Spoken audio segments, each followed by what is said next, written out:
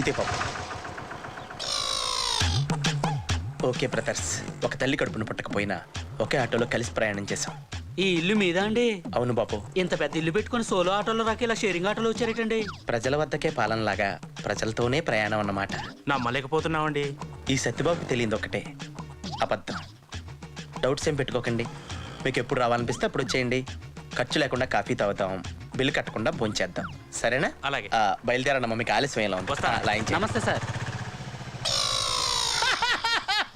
తెంగరాదవలో డబ్బులు ఇవ్వకుండా తప్పించేసుకున్నాం. గడిచా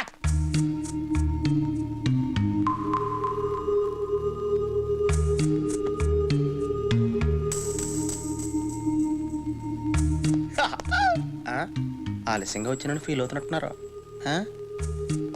ఇటు మరీ ఏడుమొక్క పెట్టాడు. నిశ్చితార్థాన్ని నేను రాకపోతే నువ్వు ఇలాగ ఏడుతావు నా సీన్ గడితో ముందే చెప్పాను సినా. అదవేం చేయడం తెలుసా? విశాఖ టికెట్ తీసి గోదావరి ఎక్కించాడు నన్ను. గుడి దాకా బాగానే వచ్చాను, అక్కడ టీసీ గడు పీగట్టు బయటికి గంటేహాడు. ఒరే మా బేబీ నిశ్చితార్థం రా అని చెప్తున్నా, ఎండేండి సిన్ అన్నాడు. ఏదో ఓటం నువ్వుని అంత వివరంగా చెప్తున్న తర్వాత కూడా అలా చూస్తావేంటి? ఎదిగామా పిన్నే?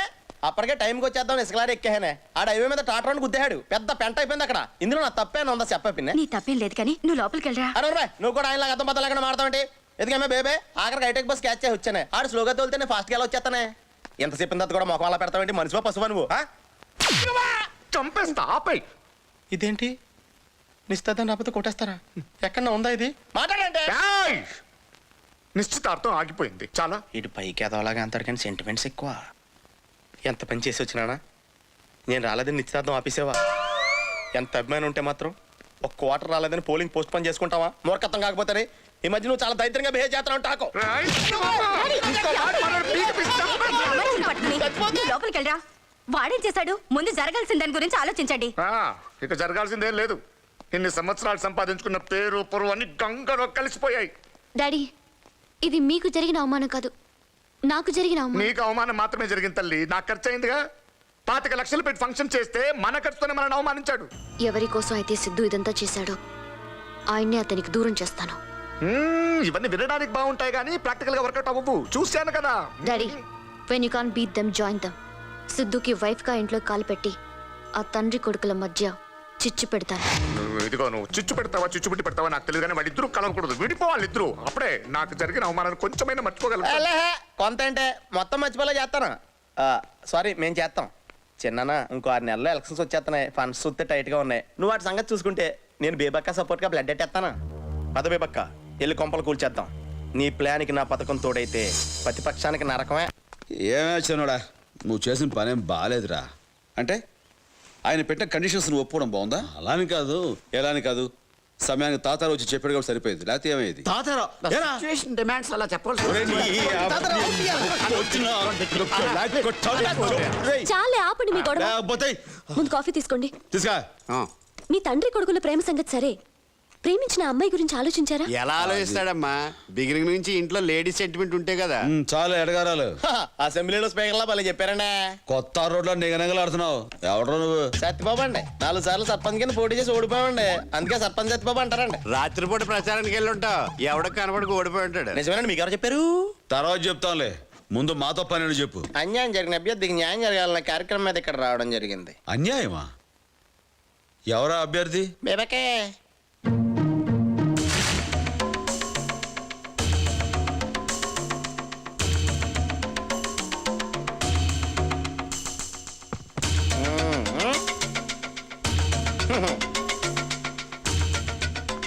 నమస్కారం మావయ్య గారు. నమస్కారం అత్తయ్య గారు. అమ్మా లే. లేమ్మా. ఎందుకు వచ్చావు? మీరన్నా చెప్పండి మావయ్య గారు, కండిషన్ పెట్టి తప్పు చేసింది ఎవరు? మీ నాన్న. ఆ కండిషన్ గురించి నాకు తెలుసా? లేదు. ఆ కండిషన్ ఒప్పుకుంది ఎవరు? నేను. దాంతో నాకేమైనా సంబంధం ఉందా? నిజం తెలుసుకోకుండా తొందరపడి వచ్చేసింది ఎవరు?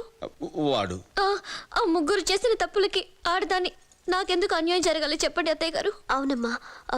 ఏమండి మాట్లాడరే? తప్పే తప్పే తప్పే. నానా, తన సంగతి నీకు తెలియదు. కాసేపు ఇలాగ మాట్లాడిస్తే తనే కరెక్ట్ అనుకుని నన్ను మెడబెట్టుకు బయటికి గెంటేస్తావు. ఇప్పుడు నేను అదే చేయాలనుకుంటున్నాను. మీరు అధికార పార్టీలో ఉన్న ప్రతిపక్షం మీద జాలి చూపిస్తున్నారండి. నోరు మూసుకుంటారా? థ్యాంక్స్. సిద్ధు, మీ నాన్నగారే కావాలని నువ్వు నన్ను వదిలేసి వస్తే, నువ్వే కావాలని నేను మా నాన్నను వదిలేసి వచ్చాను. నన్ను నమ్ము. వాడేంటమ్మా నమ్మేది? నేను నమ్ముతున్నాను. ఈ రోజు నుంచి నువ్వు ఇంటి కోడలివి. నాన్న నువ్వు నోరు మోయ్. ఏమంటావే? మీ మాటే నా మాట. మీరంతా ఏమంటారా?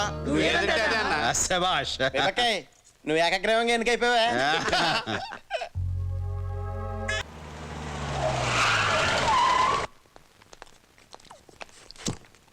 మేము ఆంధ్ర బ్యాంక్ నుంచి వచ్చాం.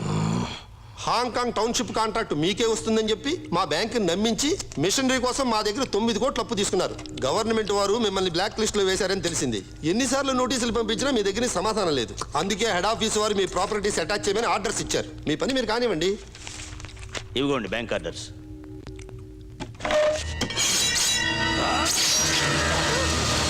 నేను తినేటప్పుడు ఎవడైనా డిస్టర్బ్ చేస్తే నాకు కోపం వస్తుంది. ఒక్క వారంలో మీ లోన్ తీరుస్తాను. వెళ్ళండి, వెళ్ళు.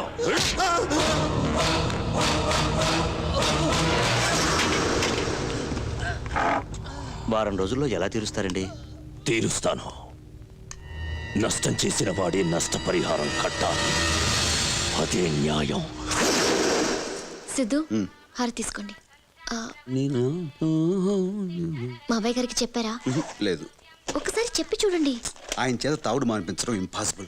వ్రతం కదా Siddhu, just 1 week Leave it. Please Siddhu. ఏంట్రా అమ్మాయి ఏదో అడుగుతుంటే ఏంటి బుర్ర అడ్డంగా ఊపుతున్నా? నాన్న తను ఏం అడుగుతుందో నీకు తెలియదు. ఏదైనా సరే ఆడవాళ్ళ కోరిక తెచ్చడం మగాళ్ళగా మన బాధ్యత, కర్తవ్యం, విద్యుత్ ధర్మం. నువ్వు అడగమ్మా. తను అడగాలనుకుంటుంది నిన్నే.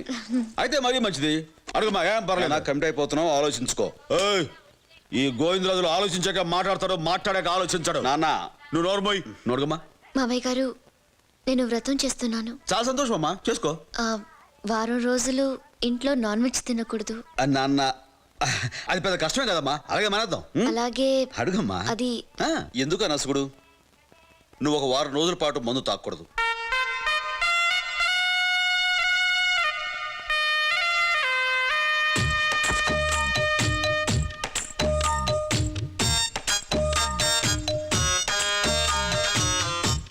అదేంటి మావయ్య గారు అలా కుప్పకూలిపోయారు? ఇంట్లో మగాళ్ళు బాగుండాలనే కదా ఈ వ్రతం మొదలు పెట్టాను.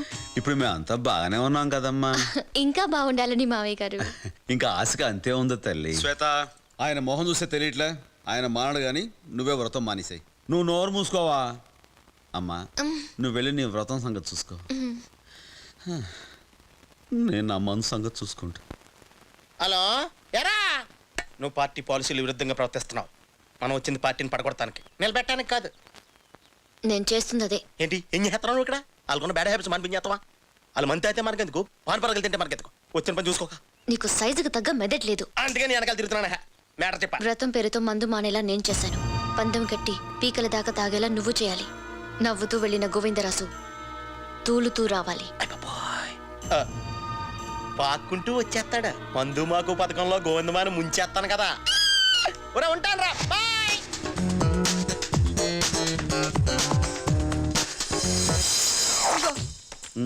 వ్రతం నీకు దానికి చూసుకో. కార్యకర్తలు మర్చిపోయిన ఏ పార్టీ అంతవరకు నిలబడలేదు. ఈడొకడు. అందుకే మీ మందు పార్టీలో నాకు కూడా సీట్ కేటాయించండి. ఈడు కార్యానికి పనికాడు, కర్తవ్యానికి పనికాడు. ఈడు కార్యకర్త ఏంటి?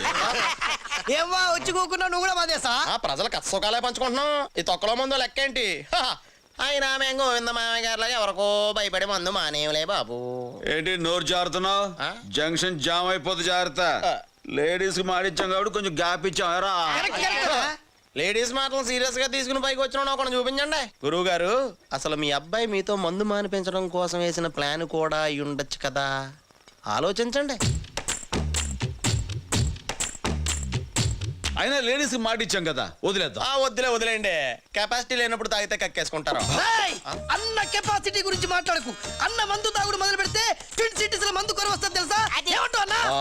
అలాగే ఎంత సెకండ్ పని చెప్తే మాత్రం మరి అంత ఎరుపప్పలాగా అనేస్తున్నావా? ఏంటి లేచిపోయి ఇంటికి వెళ్ళిపోతున్నారా? చేత కాకపోతే చేత కదని చెప్పొచ్చు కదా, ఇలా కుర్చీలు తినేతలేటో. అన్న ఇజ్జత్ కి సవాల్, మా కోసమైన మందు తాగన్నా ప్లీజ్. తప్పు లేదన్నా. పర్వాలేదా? మరక్కడ లేడీస్, ఇక్కడ జెంట్స్. వ్రతం ఇంకోసారి చేసుకోవచ్చు. మందేసి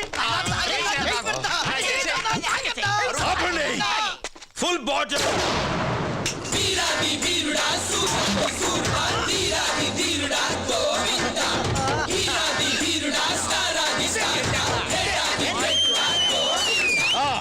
నా వాటర్.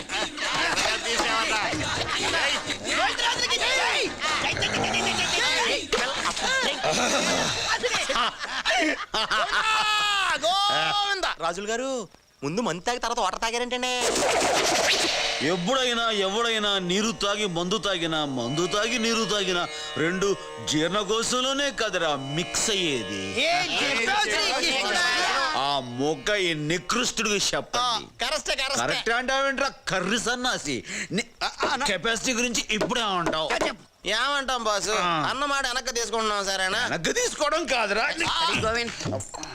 నన్ను ఇంటికి తీసుకెళ్ళవా ప్లీజ్. ఏంటి ఈ బండి మీరు ఇప్పుడు తోలేస్తారా? ఏదో రంగు నెమ్మదిగా తోలేస్తాను.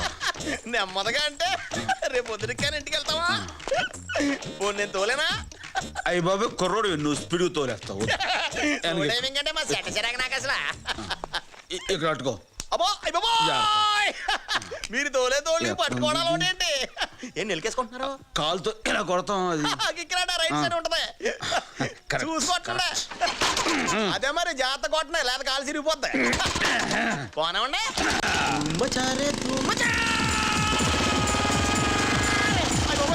మీరు స్లో అనుకున్నాను బాగా స్పీడ్ కొట్టేస్తున్నాడు బాబా. థ్యాంక్స్. అప్పుడేం చూసావు ఇప్పుడు చూడు.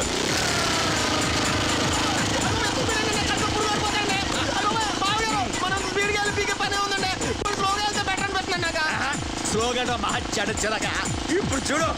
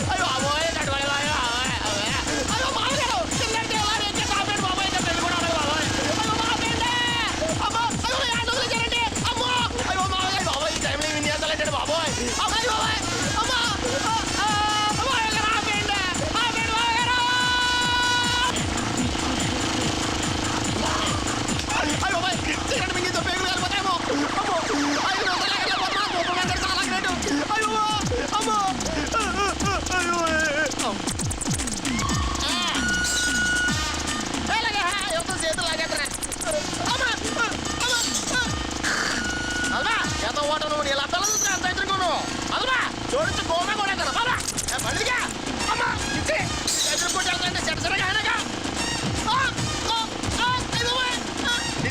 మధ్య చంపేసి పవర్ఫుల్గా వేసేయాలి. చెప్తే నీకేనా ఎవడో చేయండి నీగా.